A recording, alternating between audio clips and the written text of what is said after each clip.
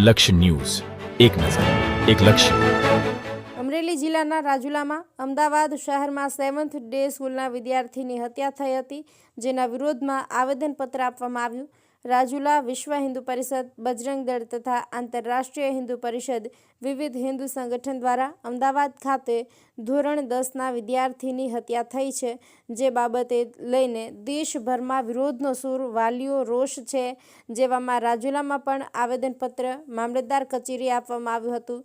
કેસરી નંદન હનુમાનથી લઈને bike rally કરી રાજુલા શહેર આગેવાનોએ જોડાયા હતા. મામલતદાર પુરોહિત સાહેબને કચેરીએ આવેદનપત્ર સુપરત કરી રાજ્ય સરકાર દ્વારા પગલાં ભરવા માંગ કરાઈ હતી. આગેવાન વિશ્વ હિન્દુ પરિષદ પ્રમુખ યુવરાજભાઈ ચાદુ, ગૌરાંગભાઈ મહેતા, મયુરભાઈ દવે, ચિરાગભાઈ બી જોશી, આંતરરાષ્ટ્રીય પરિષદ રાજુલા તાલુકા પ્રમુખ અજયભાઈ વાળા સહિત શહેરના મનીષભાઈ વાઘેલા, મનીષભાઈ વાળા, જય શ્રી રામ, વસંતભાઈ સુરક્ષા, જેડીભાઈ ભાખડા, સિંધી સમાજ આગેવાનો જોડાયા હતા. શાળા બાળકોની હત્યા રોકવામાં આવી હતી. યુવરાજભાઈ ચાદુ દ્વારા જણાવાયું હતું કે સરકાર કડક પગલાં ભરે. મનીષભાઈ વાળા દ્વારા જણાવાયું કે વિદ્યાર્થી હત્યા વિરોધ વ્યક્ત કરવા શહેરના હિન્દુ સંગઠનો આવેદનપત્રમાં જોડાયા હોય સરકાર રજૂઆત કરાઈ છે. કડુશા કનુજિયા, જાફરાબાદ.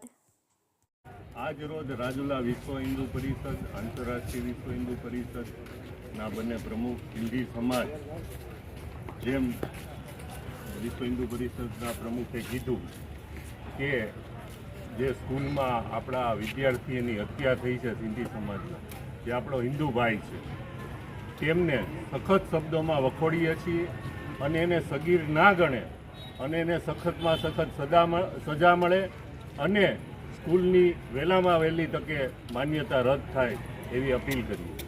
જય શ્રી રામ. જય શ્રી રામ. વિશ્વ હિન્દુ પરિષદ દ્વારા, આંતરરાષ્ટ્રીય વિશ્વ હિન્દુ પરિષદ દ્વારા અને સિંધી સમાજનું જે બાળ યુવાનનું એક 15 વર્ષના વિદ્યાર્થીનું 7 ડે સ્કૂલની અંદર, જે અમદાવાદ ખાતે મણિનગર આવેલી છે, એ સ્કૂલની અંદર વિધર્મીઓના 5 પ્રી પ્લાનિંગ કરી અને એક હિન્દુ યુવાનનું મૃત્યુ કરેલું છે, મર્ડર કરેલું છે. એના માટે આજે અમે આ સાહેબને આવેદનપત્ર દેવા માટે આવ્યા હતા. રાજુલાની વિવિધ સંસ્થાઓ, જ્યારે દેશ 1947માં આઝાદ થયો ત્યારે એનું મેન હેતુ એ જ હતો કે હિન્દુ મુસ્લિમના ઝઘડા ન થાય એ માટે. પણ ફરી વારથી આ લોકો આ વસ્તુ કરવા માંડ્યા છે.